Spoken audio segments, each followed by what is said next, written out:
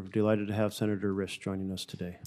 Well, thank you very much. I appreciate the opportunity to talk about this important piece of legislation and for you setting the hearing today.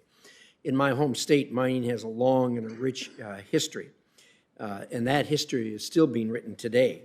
Idaho, aptly named the Gem State, has produced world-class supplies of gold and silver from before its statehood, still does so today, and has produced minerals critical for defense needs from World War II through today.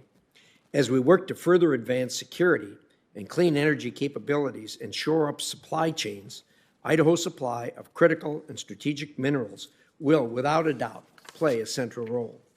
Today, mining companies are held to rigorous environmental and reclamation standards throughout the mining process and are able to safely and sustainably extract important mineral resources.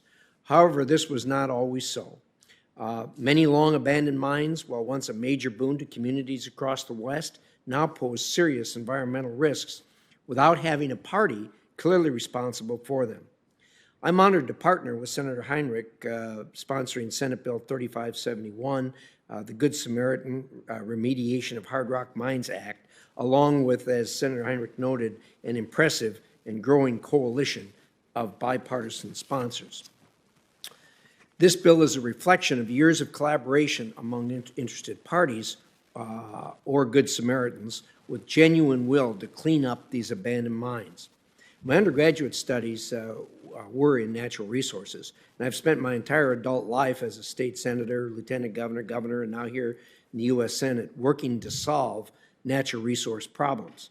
I can tell you from experience, it is rare to have industry, conservation, and recreation groups rally around a singular uniting issue the way they have with this legislation. It's not unprecedented.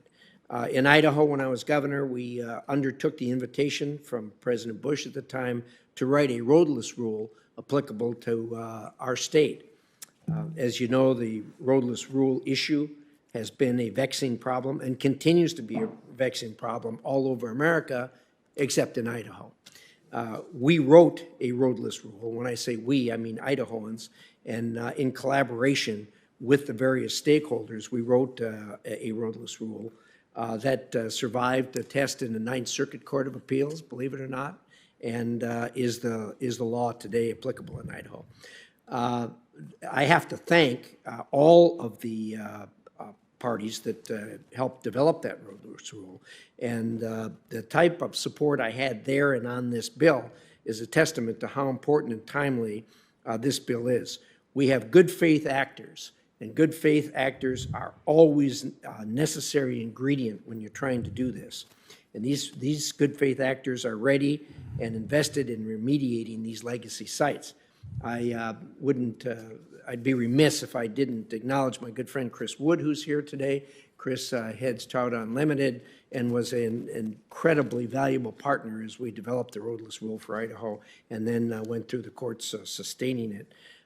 Chris purports to be an environmentalist. One of the little-known facts is that he makes a pilgrimage every fall to one of our western states to try to help decimate or decimate our elk herds. Fortunately, he's a much better trout fisherman than he is elk hunter.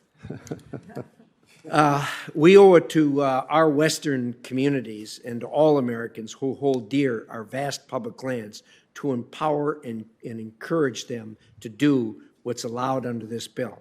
I appreciate the step this committee is taking to do this and by discussing this legislation, and I hope it will be the first step in its swift advancement, which, as both of you have noted, is long, long overdue. Again, I appreciate this opportunity to speak on this topic. I appreciate the partnership with Senator Heinrich, and this is critical for communities across Idaho and across the West. Thank you so much for your time.